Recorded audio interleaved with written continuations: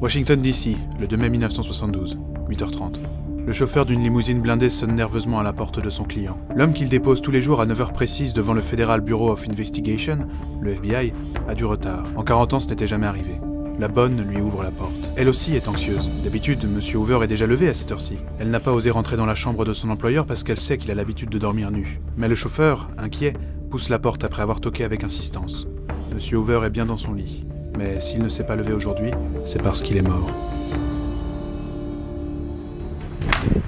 Bonjour les barres à rayures. Et le bar à rayures, regardez un petit peu à quoi ça ressemble, c'est une poiscaille aussi. Et on pourrait croire qu'en le regardant comme ça, il n'a pas grand chose de spécial. Mais non, puisque on le trouve dans le fleuve d'Hudson, qui, comme tout le monde le sait, traverse la ville de... New York. Et ben voilà, le revoilà celui-là. Parce que c'est la ville de Spider-Man et tout, c'est la ville des super-héros, tu sais.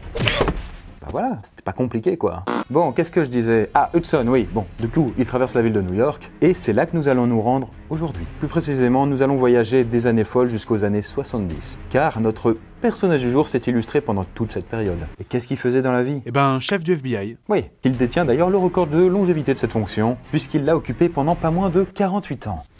Au cours de sa carrière, il a connu 8 présidents américains, parmi lesquels Roosevelt, Eisenhower ou même JF Kennedy. Et ces présidents avaient tous un point en commun, ils le redoutaient. Et d'ailleurs, mini parenthèse, mais qui mérite le détour, avec mon autre chaîne de science high-tech, l'Astrolabe, nous venons de dépasser les 100 000 abonnés. Si vous ne connaissez pas encore, allez checker, on a mis un lien en description. Mais surtout, cet homme a transformé le Bureau of Investigation, une obscure institution sans moyens, en une véritable machine qui compte aujourd'hui plusieurs dizaines de milliers d'agents. Et vous les avez sans doute déjà vus dans des films ou des séries, puisqu'il s'agit tout simplement du FBI. D'ailleurs, bon, bah écoutez, pour le coup, je veux dire que j'avais une cravate qui traînait, donc du coup, voilà. On essaye d'être un peu dans l'ambiance, quoi. Bref, voilà, ça vous plaît ou pas? On s'en fout. Mais bon, n'allez pas croire que celui dont on va parler est un saint. Oh que non, puisque derrière son image de flic irréprochable, se cachait un homme impitoyable, homophobe et anticommuniste, mais aussi un propagandiste hors pair, toujours partant pour du chantage, et qui entretenait de bien étranges relations avec la mafia. Alors la poiscaille, est-ce que ce voyage vous tente? Eh bien, ajustez vos borsalino et vos cravates, puisque dans quelques instants, nous avons rendez-vous dans le bureau de John Edgar Hoover.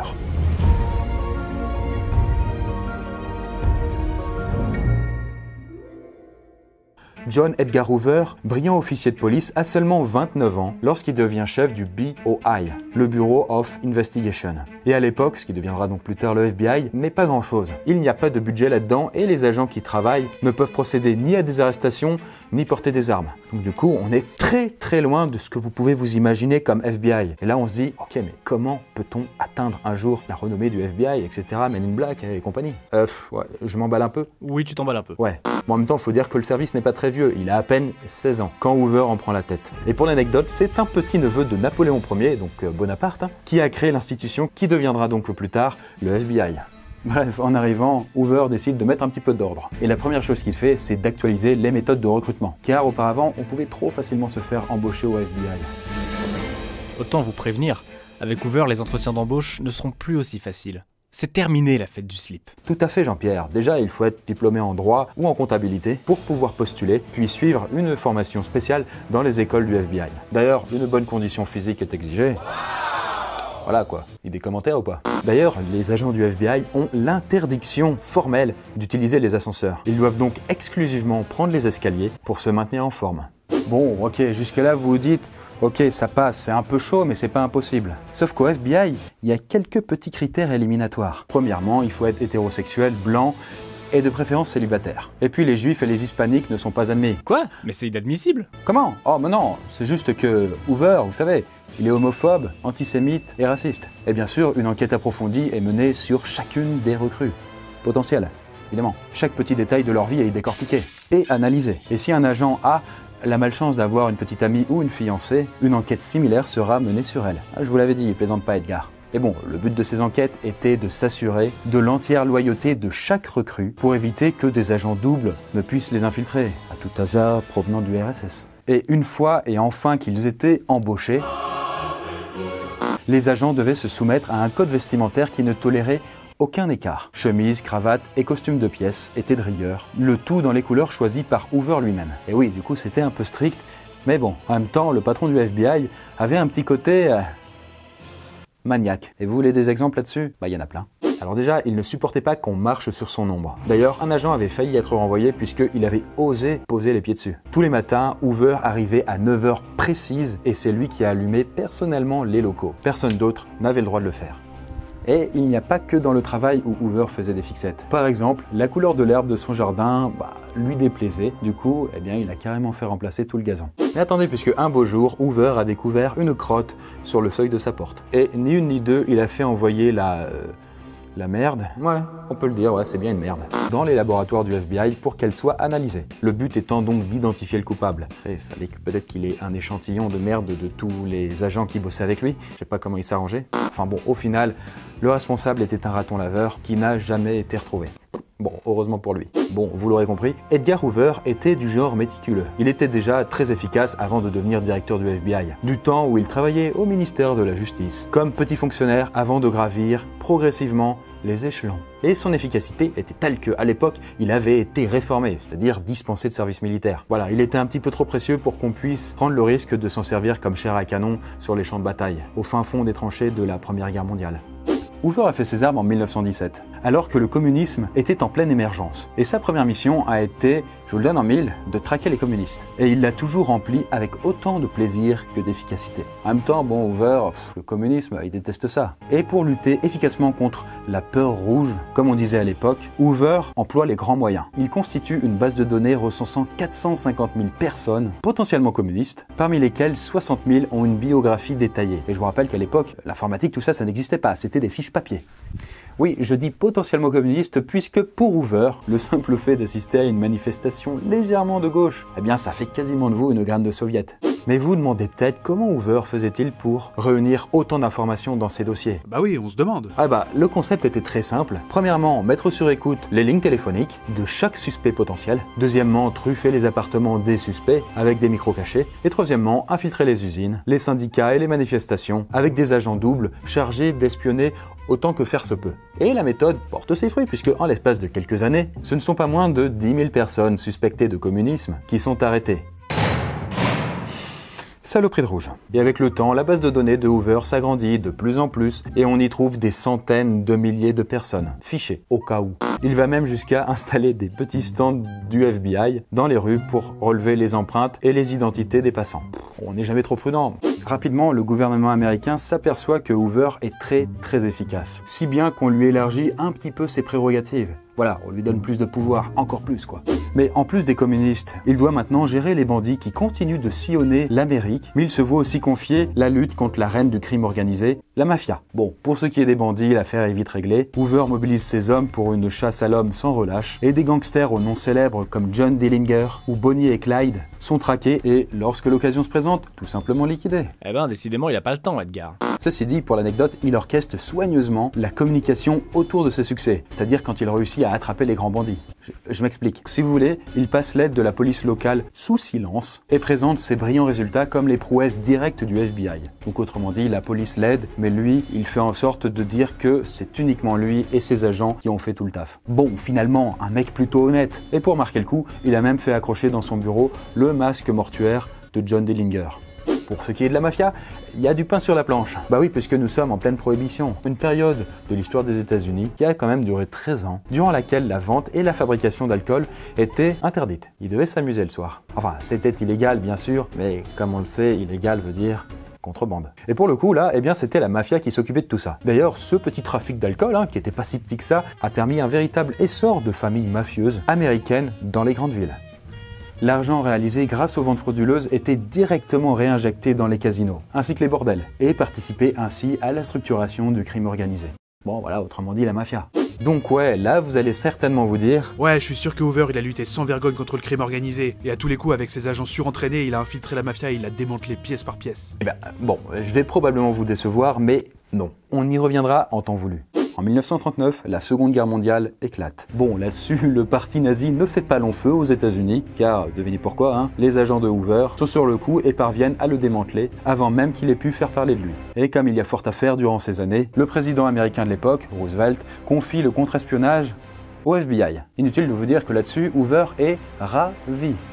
Il va pouvoir espionner encore plus de monde avec encore plus de moyens. Et ça, mon gars, c'est pas rien. Bon, pour montrer qu'il est l'homme de la situation, quand il s'agit par exemple d'éradiquer des espions nazis, Hoover répand la rumeur que des saboteurs nazis ont été arrêtés dans un sous-marin au large des côtes américaines. Et, toujours selon la rumeur, ces terroristes avaient prévu de faire circuler un terrible danger dans les rues d'Amérique, une arme redoutable, complètement dévastatrice, des stylos explosifs.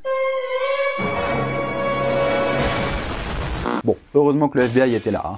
Vous imaginez si ces saboteurs, inventés de toutes pièces, avaient réussi à accomplir leur terrible dessein, quoi. Dès la fin de la guerre, Hoover est persuadé qu'une conspiration communiste s'apprête à renverser le gouvernement. En même temps, bon, la guerre froide, ça ne l'aide pas forcément à se détendre. Du coup, une grande campagne est lancée pour débusquer toutes les personnes de gauche au sein du gouvernement et de les en écarter, comme ça là. Gentiment. Bah oui, puisque pour Hoover, du centre-gauche au bolchevisme le plus hargneux, il n'y a qu'un pas, quoi. Mais non content d'avoir des communistes en puissance sous les bras, le patron du FBI doit composer avec un nouveau mouvement qui émerge dans les années 60, celui du droit des Noirs. Bon, je ne vais surprendre personne en disant que Hoover y était absolument opposé et qu'il a lutté contre avec virulence en allant jusqu'à menacer Martin Luther King de diffuser des enregistrements de ses ébats extra-conjugaux. Eh oui, puisque je rappelle que Hoover, il a absolument tout sur tout le monde. Donc c'est un petit plus. En même temps, manifester pour des droits, c'est quand même un peu communiste. Mais surtout, au début des années 60, après 34 ans à la tête du FBI, Hoover doit travailler avec un homme qui le déteste cordialement. Et c'est réciproque, ne vous en faites pas. Et cet homme n'est autre qu'un certain John Fitzgerald Kennedy, JFK. Oui voilà, celui qui s'est fait assassiner et qui est très connu. Bon, et en parlant des présidents américains, eh bien vous savez, Hoover a toujours entretenu un rapport assez particulier avec eux, puisque ce sont ces derniers qui, à chaque mandat, renouvelaient Hoover dans ses fonctions. Donc, autrement dit, si l'un des présidents disait « le mec là, Hoover, il me fait chier, il dégage », eh bien, il pouvait dégager. Mais d'un autre côté, même s'il était un peu teigneux, il savait que son efficacité était indispensable, et que de l'autre côté, il pouvait se montrer extrêmement dangereux. Pourquoi il était dangereux? Pourquoi il était dangereux, Edgar? Je vais y venir. Vous vous souvenez de la petite manie de Hoover d'espionner tout le monde? Eh bien, disons que la méthode a porté ses fruits, puisque à force de filatures et de micro-cachets, il savait tout sur chacun des membres du gouvernement, y compris, et surtout, évidemment, les détails les plus intimes, les plus compromettants, comme par exemple des pratiques sexuelles plus ou moins répréhensibles par la morale. Et donc, Hoover ne se faisait pas prier pour faire du chantage. Et d'ailleurs, pour vous dire, les sénateurs le craignaient tellement qu'ils votaient le budget du FBI sans même le connaître. Sauf que, bon, malheureusement pour ce cher Hoover, le nouveau président, donc JFK, Kennedy, quoi, a des projets qui vont perturber ses habitudes. Le gars, il veut démanteler la mafia, ni plus ni moins. Ce qui, en même temps, pour vous dire, en fait, est un petit peu paradoxal, puisqu'il avait été élu grâce à l'achat de voix par certaines familles mafieuses. Enfin, quoi qu'il en soit, plus de mafia, eh bien, ça n'arrange pas ce cher Hoover. En fait, même à l'époque, c'était de notoriété publique que les relations entre Hoover et la mafia étaient assez louches. Il n'y a pas que ça qui est louche, Aquali. Oh, regardez, mais c'est Simba, c'est moi le roi. Bref, je disais que le grand public savait que les relations entre Hoover et la mafia étaient un peu bizarres. Les familles mafieuses commettaient ouvertement des actes criminels et, de son côté, le patron du FBI affirmait que le crime organisé n'existait tout simplement pas en Amérique. Absolument pas. Il n'y a rien à voir, les gars. Circulez. Il n'y a absolument rien à voir. Mais pourquoi se voiler la face à ce point? Je veux dire, c'est ridicule. Arrêtons. Est-ce que la mafia connaissait le point faible du patron du FBI? En même temps, ça pourrait expliquer pourquoi il préférait l'ignorer plutôt que la combattre. Mais voyons voir ça de plus près. Déjà, Hoover compte quelques connaissances dans la mafia. Il faut dire en même temps que son péché mignon, c'est les courses hippiques. Voilà, les bons petits chevaux, quoi. D'ailleurs, on le voit régulièrement à l'hippodrome, miser 2 $ sur le cheval du moment. Les apparences sont trompeuses puisque, en réalité, Hoover mise secrètement des fortunes dans des paris clandestins et la mafia, là-dessus, pour ne pas le froisser, s'arrange toujours pour le faire gagner. Mais ce n'est pas tout, puisqu'il arrive aussi à Hoover de prendre des vacances. Alléluia, Mais officieusement, bien sûr, personne n'est censé le savoir. Ça fait pas très sérieux, en fait, de prendre des vacances quand on est le boss du FBI. Et quand il prend des vacances, Hoover, lui, il fait pas les choses à moitié. Puisque ça va des meilleures suites de grands palaces, de restaurants de luxe, et tout le bazar, quoi. Seulement, Hoover, il n'aime pas régler ses notes. Il aime pas payer, quoi. Du coup, la plupart du temps, il laisse ses additions à un certain Frank Costello. Et cet homme n'est autre que le parrain d'une puissante famille mafieuse. Du coup, ouais, apparemment, Edgar savait avec qui être ami. Bon, ok, Hoover est peut-être un petit peu corrompu. Mais ça n'est pas tout, puisque il cache aussi un secret. Un secret que seuls les plus grands parrains de la mafia connaissent. Et c'est d'ailleurs peut-être pour ça qu'il a laissé pendant tout ce temps, les mafiosi œuvraient en toute impunité sous ses mandats. Puisque pendant toute sa carrière, Hoover, célibataire endurci, ne s'est jamais séparé de son bras droit, un certain Clyde Tolson. Et en plus de passer toute leur journée de travail ensemble, ils partaient En vacances, ensemble. Assister aux courses, ensemble. Dîner chaque soir au restaurant, ensemble. Voilà, du coup, bon, vous voyez peut-être où je veux en venir. Bon, et donc du coup là-dessus, hormis un ou deux témoignages pas très fiables, rien n'a jamais pu prouver l'homosexualité de Hoover. Rien sauf peut-être des clichés photographiques compromettants détenus par la mafia. Enfin, même là, j'ai envie de dire, l'existence de ces photos est légendaire, puisque à part un témoin qui lui aurait affirmé lui avoir montré ces photos, on n'en a jamais trouvé la trace. Le patron du FBI meurt en service à l'âge de 77 ans, d'une attaque cardiaque. Et ce n'est pas de chance pour le président de l'époque, Richard Nixon, un vieil ami de Hoover, qui, peu après sa mort, se retrouve impliqué dans un scandale tellement important qu'il devra démissionner de ses fonctions. Et lors de sa déchéance, il aurait dit « Si Hoover avait été là, rien de tout ça ne serait arrivé. » Aucun directeur du FBI n'aura battu le record de Hoover en termes de longévité. Et il est sûr qu'il y aura un avant et un après Hoover.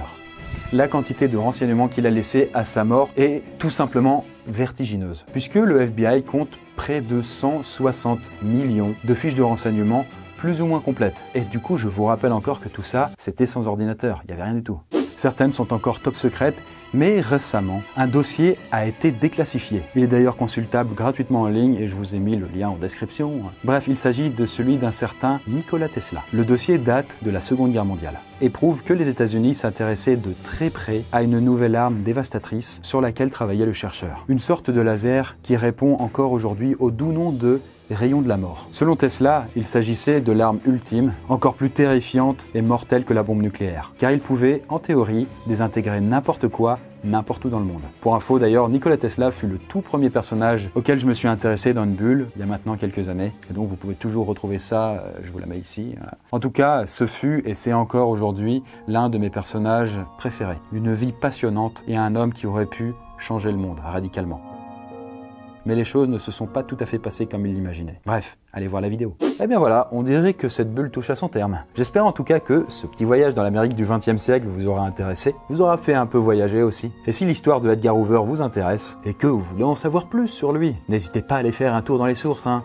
Ah oui, c'est fait pour ça. Et oui, avec l'équipe, on indique toujours tout. Et d'ailleurs, il y a aussi un biopic signé Clint Eastwood sur Hoover. Cet ancien boss du FBI est donc un homme de poigne avec ses secrets. Ceci dit, une chose est sûre, sans lui, jamais le FBI ne serait devenu ce qu'il est aujourd'hui. C'était une personnalité assurément très grise, avec beaucoup de zones d'ombre.